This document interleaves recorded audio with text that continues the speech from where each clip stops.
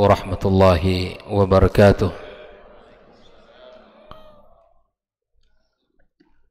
Innal hamdalillah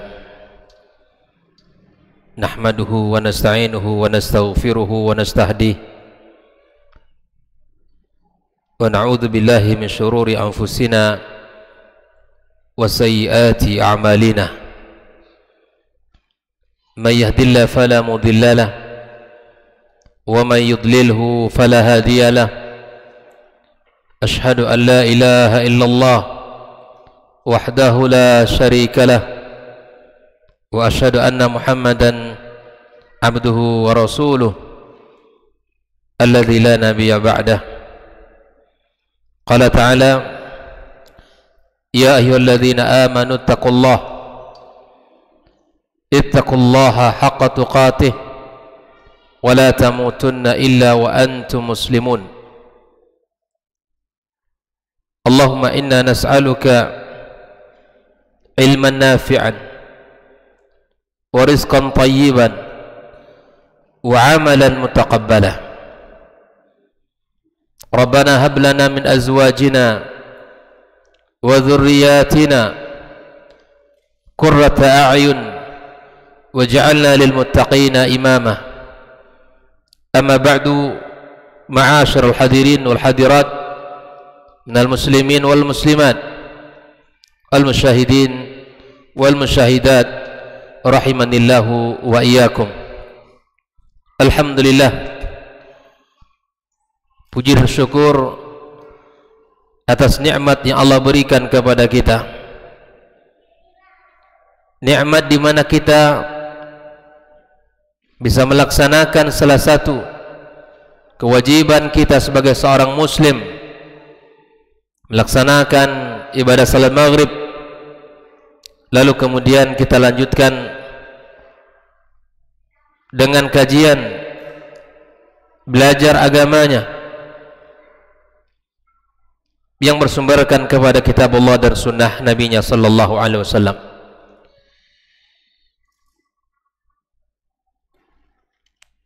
Di antara salah satu tanda di mana amal kita diterima Allah Subhanahu wa taala, Allah bukakan kita dan Allah mudahkan pula melakukan kebaikan-kebaikan setelahnya. Dan mudah-mudahan ini merupakan tanda diterimanya amal kita di sisi Allah Subhanahu wa taala. Kemudian kita tak lupa pula mengucapkan salawat dan salam untuk Nabi kita sallallahu alaihi wasallam, junjungan kita sepanjang masa sampai kita bertemu dengan Allah tabaraka wa taala, Nabiyyina Muhammad sallallahu alaihi wasallam. Semoga salat dan salam tersambung kepada keluarganya, anak dan keturunannya, serta para sahabat yang telah berjuang bersamanya, yang telah mengorbankan harta dan jiwanya demi tegaknya agama Allah Subhanahu wa taala yang mulia. Dan kepada siapapun di antara umat Muhammad sallallahu alaihi wasallam yang senantiasa istiqamah, berpegang teguh dengan jalan agamanya yang benar sampai hari kiamat kelak. Kaum muslimin dan muslimat rahimakumullah, malam ini kita akan membahas kelanjutan tentang al-infaq, ahamiyatul infaq ala al-usra min al-halal, yaitu sudah kita bahas tentang pentingnya kita memberikan nafkah yang halal kepada keluarga kita. Kemudian kita akan membahas beberapa dalil-dalil yang mewujudkan, yang menyebutkan tentang wajibnya nafkah bagi keluarga secara umum. Wajibnya nafkah untuk keluarga berdasarkan ayat-ayat Allah Subhanahu wa taala dan hadis-hadis Rasulullah sallallahu alaihi wasallam serta ijma' para ulama, bahwa di antara hak anak kita, di antara hak keluarga kita di dalam Islam, mereka mendapatkan nafkah, mendapatkan perhatian dari orang tuanya agar bisa memenuhi segala kebutuhan dan segala keperluan mereka. Allah Subhanahu wa taala menyebutkan dalam ayatnya, wal walidatu yurdi'na auladahunna haulaini kamilain. Wal walidatu yurdi'na auladahunna haulaini kamilaini. Di sini Allah menggambarkan tentang wanita yang baru melahirkan. Mereka menyusui anaknya, anak yang dilahirkan selama 2 tahun sempurna, dan ini merupakan salah satu panduan agama bahwa hak anak yang baru dilahirkan, maka dia harus mendapatkan asupan, mendapatkan air susu dari bundanya selama 2 tahun. Ini adalah pesan Allah Subhanahu wa taala. Lalu Allah mengatakan, liman arada an yutimma ar-rada'ata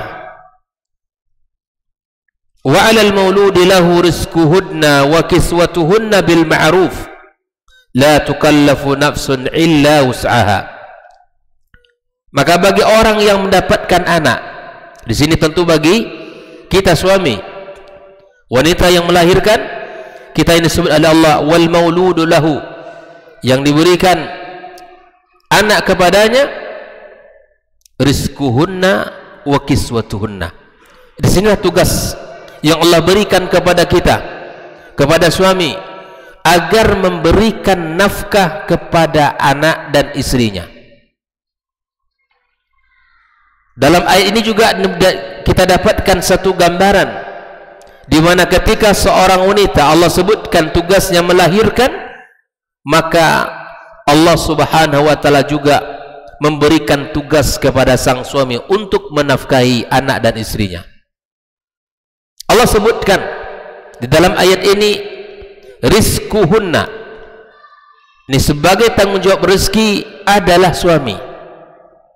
Tanggung jawab untuk memberikan segala kebutuhan adalah suami, bukan kewajiban istri. Ini mesti kita fahami, karena banyak sekali hari ini terjadinya perselisihan, terjadinya salah faham dalam kehidupan rumah tangga karena tidak tegaknya nafkah pada suami. Apalagi misalnya istri bekerja, suami juga bekerja, bahkan penghasilan istri jauh lebih besar dari penghasilan suami. Ini juga menjadi penyebab akan terjadinya perselisihan dalam rumah tangga. Apalagi kalau suaminya tidak bekerja, yang merawat anak, yang mengasuh anak, dan bahkan mungkin sehari di rumah adalah suami, sang istri yang keluar. Ini akan lebih besar potensi untuk terjadinya perselisihan. Agar tidak terjadi perselisihan, maka kembalikan kepada syariat. Siapa yang mencari nafkah yang bekerja adalah suami. Istri tempat terbaiknya adalah rumah dia, tempat mulianya adalah rumahnya. Benteng yang mesti dijaga dengan baik adalah rumahnya. Bagaimana mungkin benteng itu akan selamat dari musuh-musuh Allah, dari musuh-musuh keluarganya, kalau benteng itu dibiarkan tanpa dijaga dengan baik? Oleh karenanya ketika seorang istri melahirkan, maka ada 2 hal yang mesti kita berikan, kata Allah, rizquhunna, cukupkan asupan makannya, cukupkan asupan nutrisi yang dia butuhkan. Apalagi seorang ibu sedang melahirkan, dia butuh vitamin, butuh makanan-makanan yang bergizi, dan hal ini juga akan memberikan manfaat kesehatan untuk anak kita. Berikan lebih dari apa yang telah diberikan selama ini.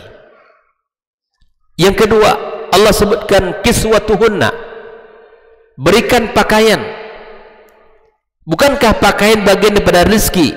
Iya, tapi bagi seorang suami hendak memberikan pakaian kepada istrinya, karena ini merupakan sebuah atau sesuatu yang bisa mengembirakan pasangan kita, pakaian yang dia butuhkan, pakaian yang ia perlukan untuk keperluan di saat dia menyusui.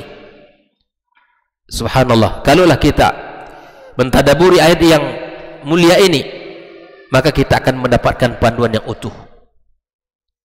Kita akan mendapatkan panduan yang kokoh bagaimana tugas kita di saat istri kita melahirkan.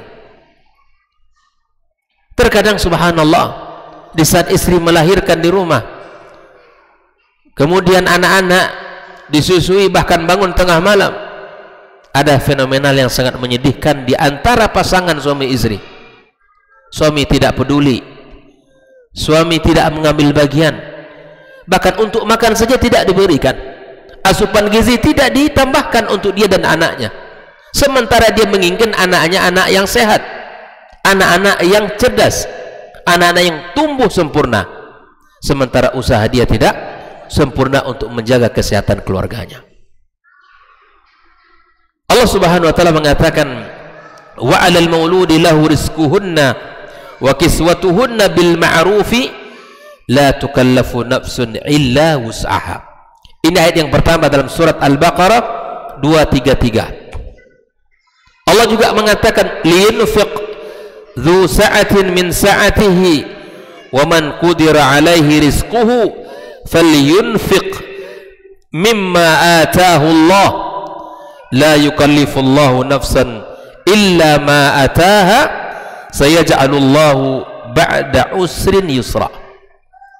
Kalau ada orang yang bertanya, berapakah kadar nafkah yang harus diberikan kepada pasangan, Allah telah menggambarkan dalam ayat ini, kalau Allah lapangkan rezeki maka lebihkan. Di sini Allah katakan, liyunfiq dzu sa'atin min sa'atihi. Jika Allah bukakan pintu rezeki, Allah berikan kepadanya jalan harta rezeki, maka lebihkan kepada keluarganya. Namun kemudian di saat ekonomi sedang sulit, pemasukan berkurang, dagang tidak jalan, usaha-usaha semuanya tidak memberikan penghasilan yang seperti mana sebelumnya, maka Allah katakan, waman qudira alaihi rizquh, kalaupun dalam kondisi sulit maka berikan sesuai dengan kondisi yang kita mampu. Jelas ya? Kalau ada orang bertanya, berapa sih nafkah yang harus diberikan oleh seorang suami kepada anak dan istrinya, maka diukur sesuai dengan pemasukan kita. Kalau pemasukan kita besar, maka berikan kepada pasangan kita dan anak kita besar. Kalau pemasukannya sedikit, maka sesuaikan dengan kemampuan kita. Maka di sini para ummahat harus paham, jangan menuntut di luar kemampuan pasangan, jangan meminta melebihi dari apa kesanggupan suaminya, karena ini akan menjadi unsur-unsur akan terjadinya permasalahan.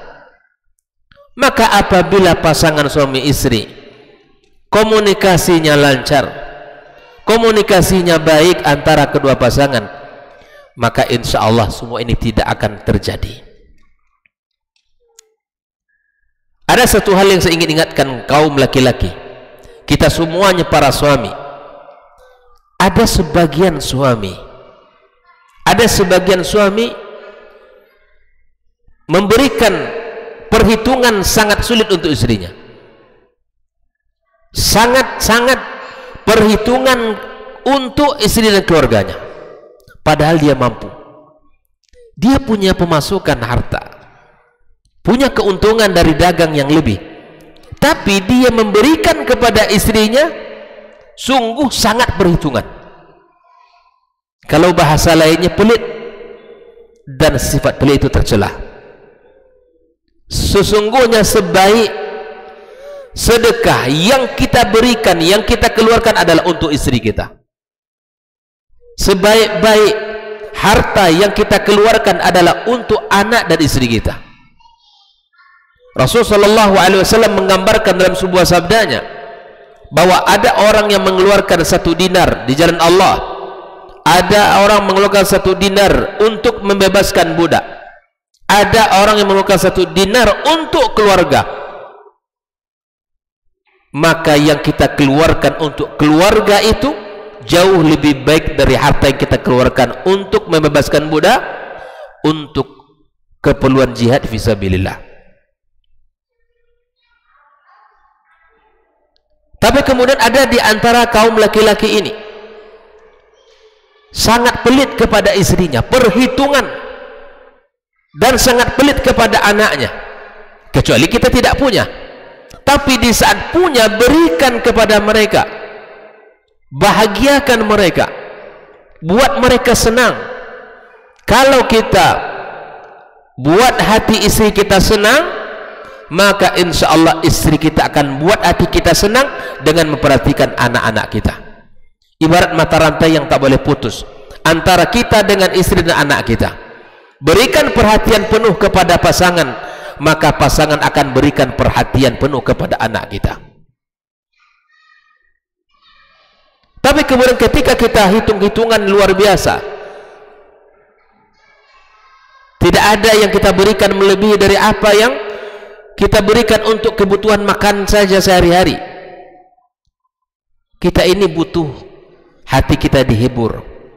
Nabi sallallahu alaihi wasallam mengatakan, tahadu tahabu, saling memberi hadiahlah kalian, itu akan menumbuhkan cinta di antara kita. Maka sebaik-baik hadiah yang kita berikan adalah kepada pasangan kita, kepada istri kita. Ada rezeki, maka berikan. Apalagi di saat dia baru saja melahirkan anak kita, baru saja melahirkan anak kita, 9 bulan dikandung, melahirkan yang merupakan nyawa menjadi taruhan dia, bersimbah darah. Setelah itu habis tugasnya? Belum. Tugasnya masih ada 2 tahun untuk menyusuinya. Maka itu berikan hadiah, berikan rezeki, berikan kiswah kepada keluarga kita.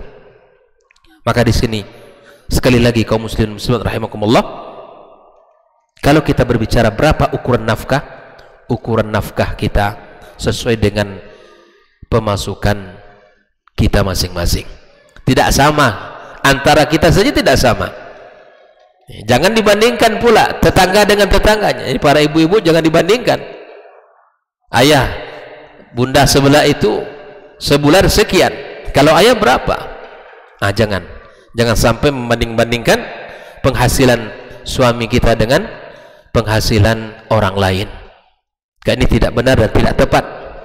Maka itu terimalah dengan ridha, terimalah dengan penuh qanaah. Apa yang diberikan oleh suami itu akan memberikan manfaat dan keberkahan dalam keluarganya.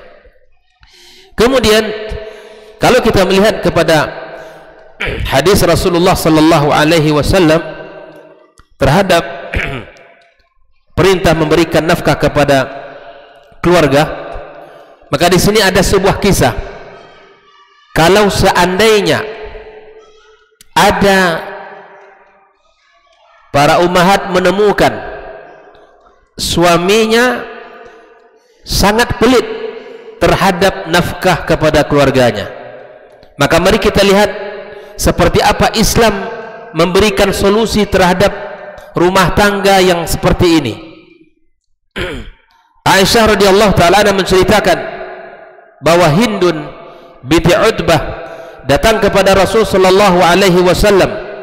Dia berkata, ya Rasulullah, sesungguhnya Aba Sufyan laki-laki yang sangat bakhil. Dia tidak memberikan kepadaku sesuatu yang membuat aku cukup dalam kebutuhanku, tidak cukup untuk kebutuhanku dan kebutuhan anak-anakku, kecuali aku ambil secara diam-diam dan dia tidak tahu. Apakah itu dibolehkan dalam agama kita? Maka Nabi sallallahu alaihi wasallam menyebutkan kepada Hindun, khudhi ma yakfiki wa waladuki bil ma'ruf. Kata Rasulullah sallallahu alaihi wasallam, ambillah dari rezeki suamimu secukup yang kamu butuhkan dan anakmu, dan itu diambil secara ma'ruf. Jelas ibu-ibu kalau mendapatkan suaminya pelit, tidak cukup kebutuhan dia dan anaknya, dan itu sudah disampaikan, bang, kebutuhan kita tidak cukup, sekarang semua naik, ya kan, semua mahal di pasar itu, semua, ya semuanya tidak, kalau bawa duit 400.000 tidak ada yang bisa bawa kecuali sedikit, semuanya naik, bang, tolong ditambah uang belanja. Kata suaminya, pandai-pandai kamulah dek, pokoknya itulah jatah. Subhanallah. Sementara suami minta dihidangkan makanan enak, kebutuhan tidak cukup. Lalu apa yang harus dilakukan oleh seorang istri? Maka berdasarkan kisah Hindun ini, boleh bagi seorang istri untuk mengambil harta suami secara diam-diam, walaupun itu, ya, tidak, suaminya tidak tahu. Ambil harta suaminya secara diam-diam sesuai dengan kebutuhan dia dan anaknya. Insya Allah ini tidak mengapa, ya, tidak masalah, karena Nabi SAW menyuruh Hindun untuk mengambil harta suaminya sesuai dengan kebutuhan dan kecukupannya. Kemudian Rasulullah SAW menyebutkan, Nabi Mas'ud al-Ansari an Nabi sallallahu alaihi wasallam, idza anfaqa al-muslimu nafaqatan ala ahlihi wa huwa yahtasibuha kanat lahu sadaqah. Apabila seorang muslim memberikan nafkah kepada keluarganya, nafkah yang kita keluarkan, dan di saat nafkah itu kita berikan, kita mengharap pahala dari Allah Subhanahu wa taala, maka itu akan terhitung sedekah bagi kita. Bayangkan. Yang terbayang bagi kita sekarang sedekah itu terkadang adalah orang miskin di luar sana, orang-orang fakir, anak-anak yatim, orang susah, padahal tidak. Harta yang kita berikan kepada keluarga kita terhitung sedekah di sisi Allah. Terhitung sedekah. Kalau demikian halnya, kenapa kita harus berhitung-hitung? Dalam artian terlalu memberikan perhitungan yang ketat sehingga istri kita merasa tidak nyaman dengan kita. Padahal istri tahu kalau penghasilan kita ada. Maka jangan pernah kita terlalu berhitung-hitung. Karena kalau kita berhitung-hitung nanti dalam memberi, Allah akan menghitung pula kepada kita. Oleh itu ikhwan wa akhwati fiddin, ketika kita memberikan harta kepada keluarga kita, uang belanja kepada istri kita, maka kalau kita niatkan lillah akan terhitung sedekah. Dari Abi Hurairah radhiyallahu taala qala Nabi sallallahu alaihi wasallam, as-sa'i alal armalati wal miskini kal mujahidi fi sabilillah awil qa'imil layla as-sa'imin nahar. Perhatikan, orang-orang yang bekerja, yang berusaha untuk menghidupkan seorang wanita janda miskin yang dia sangat membutuhkan, maka dia seperti orang yang berjihad di jalan Allah, dan atau seperti orang yang bangun di tengah malam dan siang harinya dia berpuasa. Ada sebuah kisah yang disampaikan oleh salah seorang masyayikh, yang ini kisahnya luar biasa. Beliau ini tinggal di Maghrib, bahwa dia bermimpi di sana, dia bertemu dan di situ dipesankan oleh Rasul sallallahu alaihi wasallam bahwa kamu pergi umroh, berangkat umroh, dan temui salah seorang hamba Allah yang bernama Fulan berada di tempat ini, berada di lokasi, di tempat tertentu, disebutkan daerahnya. Kemudian dia berangkat umroh. Mimpinya sampai 3 malam berturut-turut. Kemudian dia pergi berangkat umroh. Setelah umroh, setelah tahallul, belum dia berangkat ke hotel, tapi dia langsung mencari orang yang disuruh untuk ditemui itu. Dicari. Alhamdulillah, dapatlah tempat yang dituju.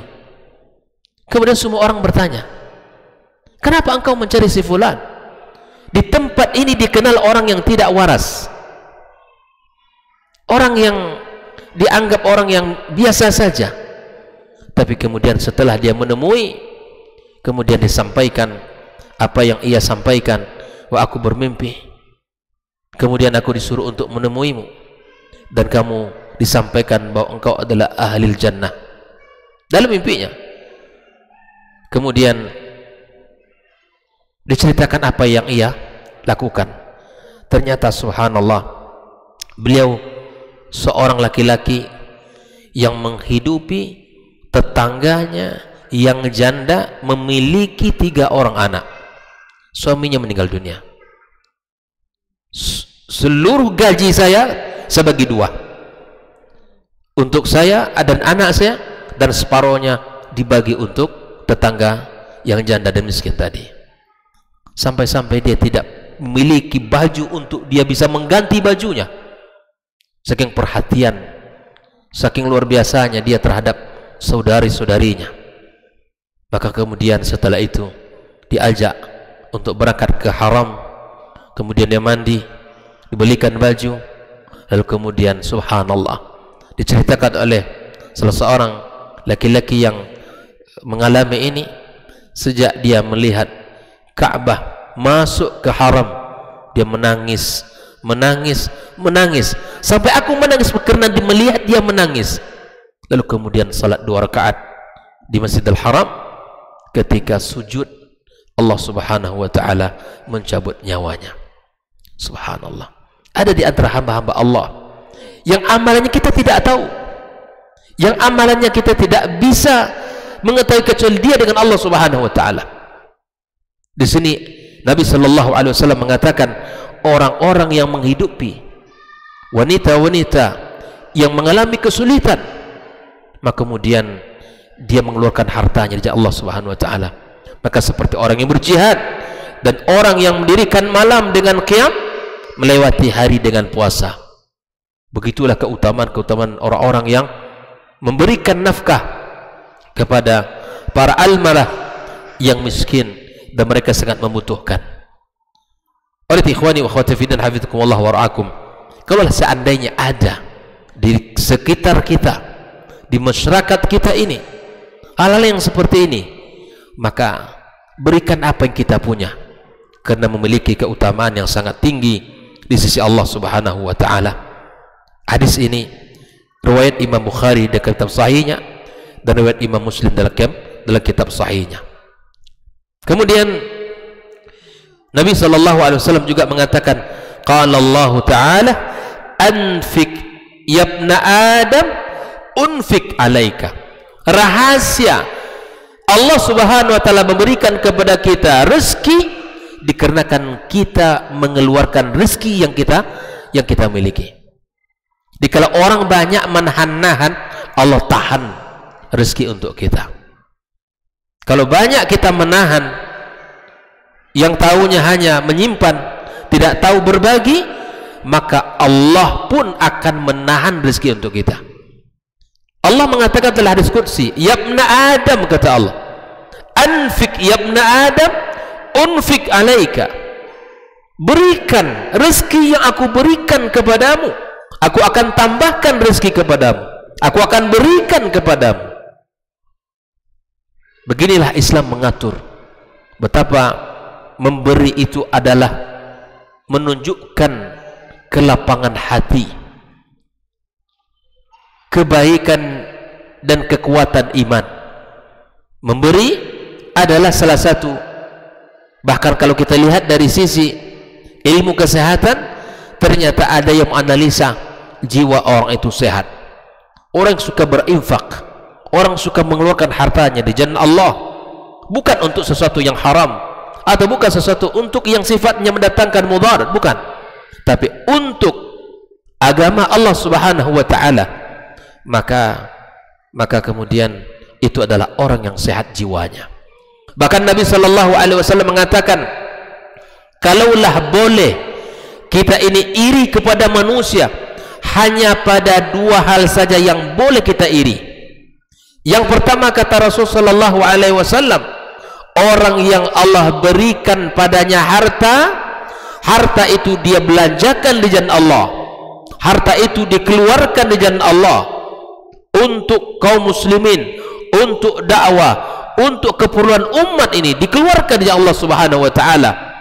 Maka ini salah satu orang yang boleh kita iri, boleh kita merasa kalau Allah berikan kepadanya, boleh kita minta kepada Allah agar Allah berikan kepada kita harta, dan kita lakukan seperti apa yang ia lakukan. Yang kedua, kalaulah boleh kita iri kepada manusia, kelompok kedua adalah kepada orang yang Allah berikan kepadanya ilmu, lalu kemudian diajarkan ilmu itu kepada orang. Karena jalan tercepat untuk masuk surga adalah jalan ilmu. Ilmu yang kita ajarkan tak akan pernah putus kebaikannya. Ilmu yang kita sampaikan tak akan pernah berakhir. Karena Nabi mengatakan salah satu dari tiga yang tak akan pernah terputus adalah ilmin yuntafa'u bihi, ilmu yang bermanfaat. Dia mengamalkan ilmunya dan diajarkan kepada orang. Dan inilah sebaik-baik pekerjaan yang kita lakukan.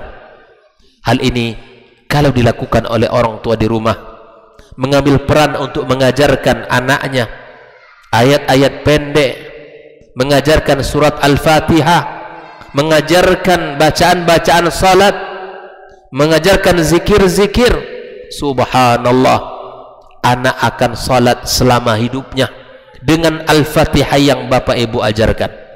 Dia akan gunakan ayat-ayat pendek, surat-surat pendek yang kita talqinkan kepadanya, dan itu dibaca oleh anak kita. Sungguh ayat-ayat yang kita ajarkan itu akan menjadi peluang pahala besar di sisi Allah Subhanahu wa ta'ala bagi kita bersama. Maka di dalam pembahasan pengajaran dan pendidikan adalah sangat mulia dan sangat agung di dalam Islam itu. Kaum muslimin dan muslimat rahimakumullah, Nabi sallallahu alaihi wasallam mengatakan dari hadis Thauban maula Rasulullah sallallahu alaihi wasallam, afdalu dinarin yunfiquhu ar-rajulu ala iyalih. Nabi menegaskan bahwa sebaik-baik dinar, seutama-utama dinar yang dikeluarkan seseorang adalah untuk keluarganya. Bayangkan, sebaik-baik uang yang kita keluarkan untuk siapa? Untuk keluarganya. Ini merupakan keutamaan membelanjai keluarga, menafkahi keluarga kita. Wa dinarun yunfiquhu ala farasihi fi sabilillah. Begitu juga dinar yang ia keluarkan untuk kuda perang dari jalan Allah Subhanahu wa taala. Wa dinarun yunfiquhu ala ashabi fi sabilillah. Dan juga dinar yang ia keluarkan untuk para sahabat-sahabat yang berjuang di Allah Subhanahu wa taala.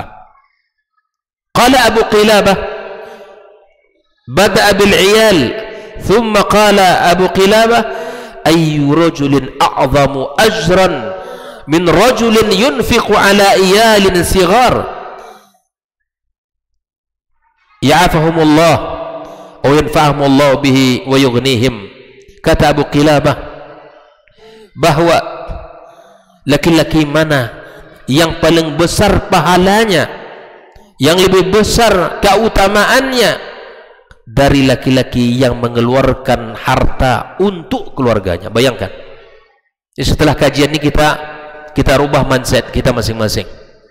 Kalau hari ini atau sebelumnya kita masih mencoba untuk perhitungan-perhitungan yang sangat ketat, mulai sekarang kita rubah. Tentu sesuai dengan kemampuan kita masing-masing. Jangan kita merasa terbebani memberikan nafkah itu. Jangan merasa ini adalah sesuatu yang membuat saya lelah dalam kehidupan. Jangan. Karena memberikan nafkah keluarga itu adalah sebaik-baik amal yang kita kerjakan dalam kehidupan kita. Kalau kita bertanyakan kerja kita untuk siapa? Tentulah untuk diri kita dan anak keluarga kita. Anak keturunan kita yang akan menikmatinya. Maka disinilah Islam memberikan panduan yang kokoh agar setiap kepala rumah tangga harus memperhatikan dari sisi nafkahnya, dari sumbernya yang halal, dan apabila sudah dapat maka berikan itu dengan penuh keikhlasan. Jangan pernah kita merasa terpaksa memberikan belanja nafkah kepada keluarga kita, karena itu adalah perintah Allah dan perintah Rasulullah sallallahu alaihi wasallam. Kaum muslimin dan muslimat rahimakumullah, di dalam beberapa hadis yang disebutkan oleh Rasul sallallahu alaihi wasallam, seperti di dalam wasiat misalnya, bahwa ketika Sa'ad radhiyallahu ta'ala anhu berkata, qala kana Nabi sallallahu alaihi wasallam ya'uduni wa ana maridun bi Makkah. Ketika itu Nabi menjengukku, kata Sa'ad, dan ketika itu aku dalam keadaan kondisi sakit dan berada di Mekah ketika itu. Faqultu li malun usi bi mali kulli. Sa'ad berkata kepada Rasulullah, ya Rasulullah, aku punya harta dan aku wasiatkan seluruh hartaku. Qala la, kalau begitu tidak boleh seluruh harta diwasiatkan, kata Rasul. Qultu fasyatar, apakah separuhnya wahai Rasul? Qala la, tidak boleh separuhnya. Qultu fathuluthu, aku katakan sepertiganya wahai Rasul. Qala as-thuluthu was-thuluthu kathir. Artinya wasiat itu boleh sepertiga harta yang kita punya, tak boleh seluruh harta. Tidak boleh, karena harta yang kita tinggalkan itu ada hak waris yang masing-masing akan mendapatkan bagian. Kalaupun ada wasiat, maka yang boleh berapa? Sepertiga dari harta itu yang boleh kita wasiatkan. Apa alasan Nabi sallallahu alaihi wasallam? Ats-tsulutsu was-tsulutsu katsir, an tada' warathataka aghniya khairun min an tada'ahum 'alatan yatakaffafuna an-nasa fi aydihim. Karena engkau meninggalkan keluarga yang berkecukupan dari sisi harta, itu lebih baik daripada engkau tinggalkan keluarga yang dalam kemiskinan, yang pada akhirnya mereka diminta kepada manusia, meminta-minta kepada manusia. Wa mahmat anfaqta fahuwa laka sadaqah hatta luqmata tarfa'uha fi imra'atik. Kata Rasul sallallahu alaihi wasallam, apapun yang engkau infakkan, yang engkau nafkahkan wahai Sa'ad, itu bernilai sedekah di sisi Allah Subhanahu wa taala, sampai satu butir yang engkau suapkan ke mulut istrimu itu adalah bernilai sedekah. Wala'allallah yarfa'uka, semoga Allah mengangkat derajatmu. Yantafi'u bika nasun wa yadurra bika akharun. Ikhwani wa akhwati fiddin, hafizakumullah wa ra'akum. Betapa banyaknya dalil-dalil dari hadis-hadis Nabi kita sallallahu alaihi wasallam yang menerangkan betapa keutamaan yang sangat besar, nilai yang sangat agung yang dikeluarkan oleh seorang suami, nafkah kepada istrinya.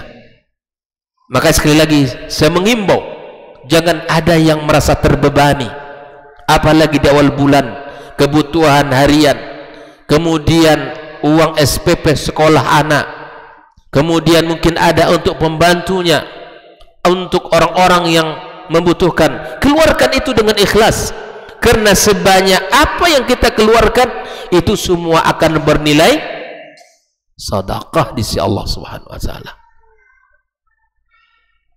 Bernilai sedekah.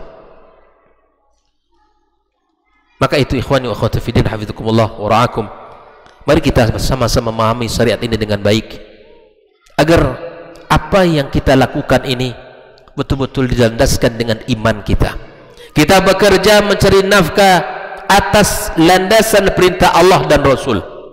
Kita disuruh oleh Allah untuk bekerja, kita disuruh oleh Allah untuk mencari nafkah, dan kita disuruh oleh Rasul sallallahu alaihi wasallam untuk bekerja dan mencari nafkah. Lakukan itu dengan niat lillahi subhanahu wa ta'ala. Apabila harta sudah kita dapatkan, apabila gaji sudah kita terima, apabila keuntungan dagang sudah kita dapatkan, maka berikan hak-hak orang-orang yang terdekat dengan kita. Berikan belanja semua, maka insya Allah jangan pernah kita merasa berat untuk mengeluarkan itu semua. Jangan pernah kita merasa ini adalah tanggung jawab yang sangat melelahkan. Jangan, karena di dalam tugas mulia itu ada kemuliaan yang Allah berikan kepada kita sebagai seorang kepala rumah tangga.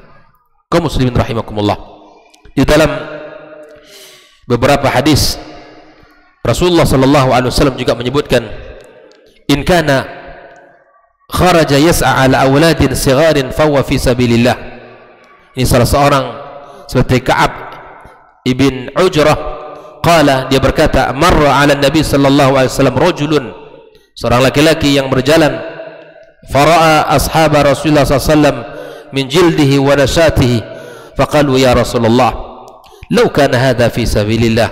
Faqala, Nabi SAW mengatakan, ada seorang laki-laki yang melihat, ya, betapa rajinnya laki-laki ini, betapa dia semangat di dalam bekerja. Maka ada yang mengatakan, kalaulah ini ada di jalan Allah subhanahu wa ta'ala. Maka Nabi meluruskan pemahaman orang. Orang menganggap jihad itulah yang baik. Orang menganggap salah satu-satunya pekerjaan yang mulia itu jihad fisabilillah. Tapi Nabi dalam banyak nasnya menyebutkan itu. Apa yang disebutkan Nabi? In kana kharaja yas'a ala auladin sighar fahuwa fi sabilillah. Dia keluar bekerja, keluar rumah, bekerja, mencari nafkah untuk anak-anaknya yang masih kecil yang membutuhkan kebutuhan, maka pekerjaan kita itu senilai dengan jihad di jalan Allah subhanahu wa ta'ala. Bayangkan, tidak ada yang tidak bernilai. Bapak Ibu, semuanya adalah keutamaan, semuanya adalah kebaikan, semuanya adalah pahala dari Allah subhanahu wa ta'ala. Jika itu semua kita lakukan atas dasar agama yang mulia ini. Wa in kana kharaja yas'a ala abawaini syaikhaini kabiraini fahuwa fi sabilillah. Kalau yang pertama tadi Nabi sebutkan, kalau dia bekerja keluar dari rumah mencari nafkah untuk mencukupkan nafkah anaknya, dia sama dengan orang yang berjihad di jalan Allah. Atau dia punya anak, para pemuda-pemuda yang sudah bekerja, apa kata Nabi sallallahu alaihi wasallam, kalau dia keluar rumah bekerja untuk membantu meringankan beban kedua orang tua yang sudah tua. Dia mungkin menikah belum, punya anak belum, karena belum menikah, tapi anak muda yang sudah bekerja. Dengarkan hadis yang satu ini. Wa in kana kharaja yas'a ala abawaini syaikhaini kabiraini fahuwa fi sabilillah. Dia bekerja, keluar rumah bekerja, mendapatkan gaji, lalu gaji diberikan kepada kedua orang tua, dibantu orang tua yang sudah tua, diringankan beban mereka ini, maka laki-laki ini ya seperti orang yang berjihad di jalan Allah subhanahu wa ta'ala. Wa in kana yas'a ala nafsihi yu'iffuha fahuwa fi sabilillah. Kalau ada orang yang bekerja untuk menjaga kesuciannya, untuk menjaga kehormatannya, lebih baik dia bekerja mencari nafkah daripada meminta-minta. Maka kata Nabi sallallahu alaihi wasallam, fahuwa fi sabilillah. Makanya ada orang yang besar, Pak, yang sehat-sehat itu minta-minta di jalan. Bukan kita tidak peduli dengan mereka, tapi subhanallah, lebih mulia bagi dia untuk mengangkat sesuatu yang bisa menghasilkan uang daripada hanya sekadar meminta-minta.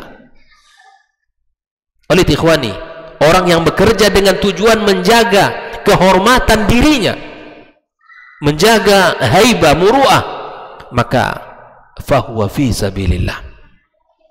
Nabi sallallahu alaihi wasallam juga mengatakan, wa in kana kharaja yas'a riya'an wa mufakharatan fahuwa fi sabil syaitan. Tapi sebaliknya, kata Rasul sallallahu alaihi wasallam, orang yang bekerja dari rumahnya dengan riya, penuh dengan kesombongan, penuh dengan keangkuhan, dia bekerja, dia di jalan syaitan, wal iyadzu billah. Makanya perlu kita setiap pagi keluar rumah untuk meluruskan niat kita, untuk meluruskan niat kita, sehingga bernilai di sisi Allah Subhanahu wa taala. Sudah azan? Baik, kita dengarkan azan sunnah.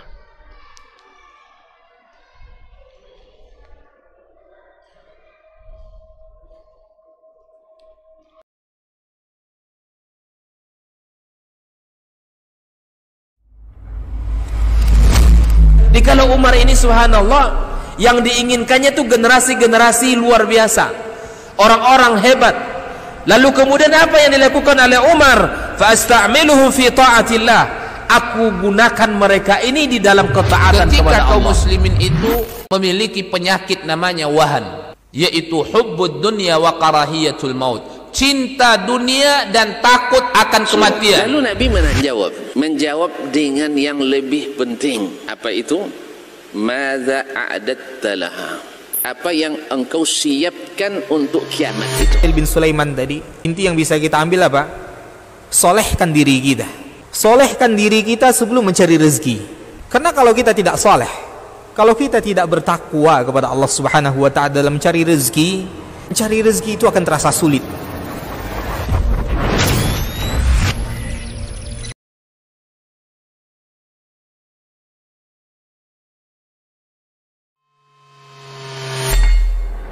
Di para sahabat itu, kaum muslimin, yang terbayang bagi mereka itu adalah infak, yang terbayang bagi mereka adalah sebuah kebahagiaan, keselamatan di akhirat yang kekal dan abadi di sisi Allah tabaraka wa taala. Semua kita boleh klaim sekarang. Kamu cinta Nabi? Cinta Ustaz. Cinta Nabi? Cinta Ustaz. Termasuk saya. Cinta Nabi? Cinta. Kapan tahunya? Besok di akhirat. Maka apa kata Nabi sallallahu alaihi wasallam? Amalur rajuli biyadih. Penghasilan yang terbaik adalah pekerjaan yang dilakukan oleh seseorang dengan tangannya sendiri. Wa kullu bai'in mabrur, dan setiap jual beli yang mabrur. Ini aktivitas ini membantu saya di akhirat atau akan menyulitkan saya di akhirat? Kalau seandainya perbuatan itu ternyata akan menyulitkan kita di akhirat kelak, tinggalkan perbuatan itu. Dr. Dasman Yaya Ma'ali LCMA Hafizahullah, Dr. Helmi Basri LCMA Hafizahullah, Dr. Hidayatullah Ismail LCMA Hafizahullah.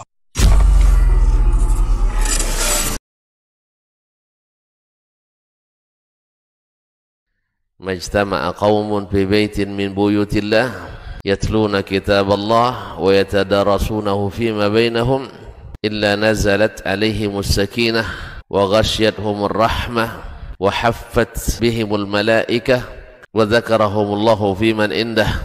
Tidaklah suatu kaum duduk di salah satu rumah Allah, membaca ayat-ayat Allah dan sama-sama mempelajarinya, kecuali turun kepada mereka as-sakinah, ketentraman dan kenyamanan. Wa ghasyiyatuhumur rahmah, dan mereka diliputi pula oleh rahmat, kasih sayang dari Allah Subhanahu wa taala.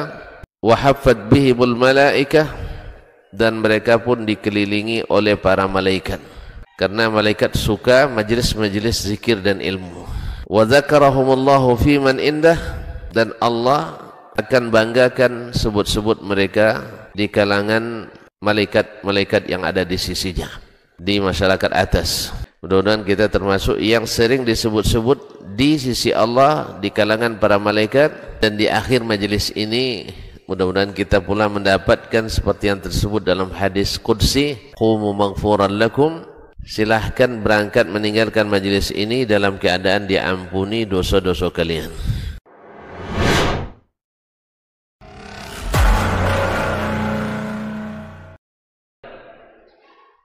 Wal yadul ulya khairun minal yadis sufla. Ibda biman ta'ul. Bahwa Nabi menyebutkan sebab sedekah itu adalah apa yang kita tinggalkan itu sangat mencukupi. Dan Nabi SAW mencontohkan itu. Ya, apa yang diberikan itu, apa yang dikeluarkan adalah melebihi dari apa kebutuhannya.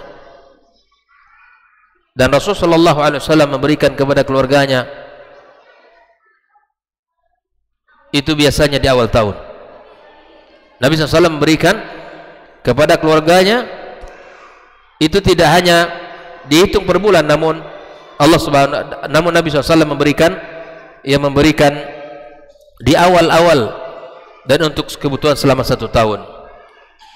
Nabi menyebutkan tangan di atas lebih baik daripada tangan yang di bawah. Maksudnya apa? Ya, orang memberi lebih baik daripada orang meminta. Maka berikan kepada pasangan kita, anak kita, sesuatu yang mencukupkan mereka. Jangan sampai mereka meminta-minta atau mencari kepada yang lain. Berikan yang cukup. Disitulah perlu kita komunikasi. Ya, berapa yang kita butuhkan untuk kebutuhan kita. Maka disinilah peran kita harus menanyakan kepada keluarga kita. Maka kata Nabi SAW, ibda biman ta'ul, mulai dari orang yang kamu menjadi tanggung jawab kamu adalah keluarga. Mulai dulu. Kalaupun ingin kita bersedekah, maka mulai yang pertama kali ibda biman ta'ul, kepada orang yang menjadi tanggung jawab kamu siapa? Itu dulu. Di situ kita bermulai. Terkadang ada orang di luar sana, masya Allah, royal. Di luar sana, masya Allah, mudah dia memberi, berbagi. Tapi giliran istri dan anaknya perhitungan luar biasa. Dan saya temukan ini. Kita temukan di lapangan. Kita temukan di sebagian masyarakat kita. Di luar sana dengan sahabat, dengan mitra, dengan orang-orang yang kenal, tidak pikir panjang meluangkan uang. Tapi ketika giliran untuk di rumah, itu luar biasa perhitungannya. Padahal Nabi mengatakan ibda biman ta'ul, mulailah anda untuk memberikan, mengeluarkan sedekah itu, nafkah itu dari orang yang menjadi tanggung jawab kita, bukan orang yang di luar rumah sana, bukan orang yang ada di luar sana, tapi orang yang menjadi tanggung jawab pertama kita ada keluarga kita. Taqul mar'atu imma an tut'imani wa imma tutalliqani. Ya, jangan sampai ada wanita untuk mengatakan ya bahwa engkau sanggup tidak memberikan makan aku, kalau tidak ceraikan aku.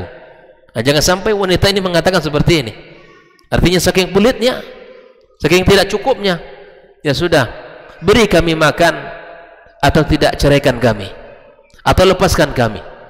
Ini jangan sampai ya keluarga-keluarga kita semuanya, ya pasangan kita merasa tertekan, merasa bersedih dengan apa yang kita punya, sehingga dia tidak memberikan terbaik kepada mereka. Berikan yang terbaik kepada pasangan kita, kepada keluarga kita, yang semua itu jika kita sebutkan, semua itu tentu sesuai dengan kemampuan. Ukur kemampuan kita, ukur bayang-bayang kita, ukur kesanggupan kita. Jangan diukur dengan kemampuan orang, karena itu akan menyulitkan kita. Tapi yang terpenting dalam pembahasan ini adalah di mana Islam memberikan kepada kita panduan yang sangat jelas. Tanggung jawab nafkah itu ada pada kita kaum laki-laki, dan berikan kepada mereka sesuai dengan kemampuan kita. Apabila rezeki kita lapang, berikan lebih. Kalau dalam kondisi sulit, ekonomi lagi berkurang, maka berikan sesuai dengan keadaan dan kondisi kita. Babnya sangat lapang. Yang terakhir, setelah kita membahas tentang dalil dari Al-Quranul Karim tentang wajibnya nafkah, yang kedua kita bahas tentang beberapa dalil dari hadis-hadis Nabi sallallahu alaihi wasallam. Adapun dalil yang ketiga adalah ijma' para ulama. Al-Imam Ibnu Qudamah menyebutkan dalam kitab Al-Mughni bahwa Dia mengatakan ijma' ahlul ilmi seluruhnya yang kami dengar, yang kami hafal, bahwa seluruh ahlul ilmi ala anna al-mar' nafaqata auladi, maka wajib bagi seorang suami untuk memberikan nafkah anak-anaknya. Misalnya begini, kalau dalam kondisi serumah itu wajar, itu sudah menjadi tanggung jawab. Tapi ada kondisi pasangan suami istri sudah berpisah,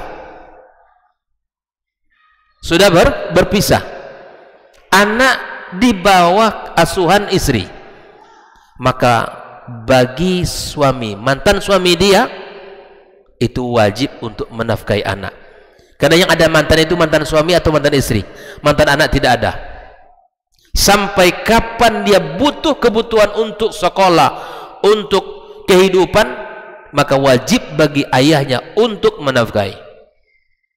Ini juga saya temukan di lapangan, bahwa terkadang ketika terjadi perpisahan, perceraian, maka anak yang dari darah daging dia tidak dibelanjakan.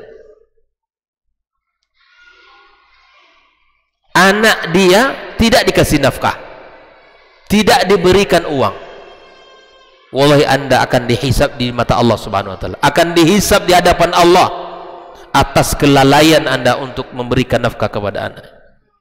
Istri ditinggal, dia berusaha bekerja untuk menghidupkan dia dan anaknya, padahal ini anak adalah anak dia, tidak diberikan nafkah, tidak dibelanjai, tidak diberikan perhatian.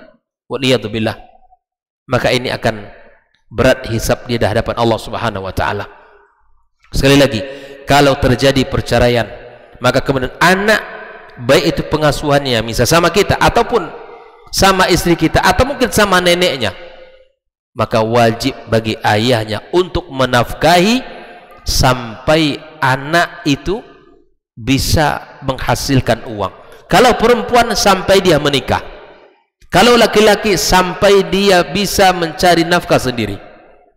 Kalau sudah bisa mencari penghasilan, maka itu sudah ya bagian ringan bagi dirinya untuk tidak lagi memberikan ya perhatian nafkah secara utuh.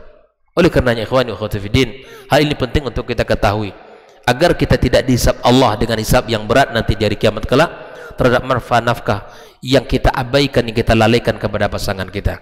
Barangkali ini yang bisa kita bahas pada pertemuan ini. Wassallallahu ala nabiyyina Muhammadin wasallam. Wa subhanakallahumma bihamdika asyhadu an la ilaha illa anta astaghfiruka wa atubu ilaik. Wassalamualaikum warahmatullahi wabarakatuh.